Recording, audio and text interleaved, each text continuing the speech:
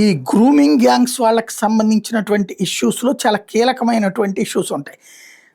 చిన్న పిల్లలనే టార్గెట్ చేసి 10-15 ఏళ్ల లోపు ఆడపిల్లల్ని టార్గెట్ చేసి, వాళ్ళని ఆ పైన పటాయించి, కుటుంబం దగ్గరికి తీసుకొచ్చి, మతం మాన్పించి, అంటే ముందు సెక్సువల్ ఎక్స్‌ప్లాయిటేషన్, ఆ పైన బ్లాక్‌మెయిలింగ్, ఆ పైన కుటుంబంలోకి తెచ్చుకోవడం, మతం మార్చడం. ఇది బ్రిటన్‌లో జరుగుతున్నటువంటి పరిణామాలు. ఇంతవరకు ముస్లిం కుర్రోళ్ళు దొరికితే ఇప్పుడు తాజాగా ఎవరైతే ప్రవ్నా భట్ 27 ఏళ్ళు ఇతనుకి తాజాగా అరెస్ట్ చేశారు. ఏంటంటే 14 సంవత్సరాల బ్రిటిష్ అమ్మాయి పట్లన ఇలాంటి తప్పుడు సంకేతాలు ఇచ్చాడు అన్నటువంటి.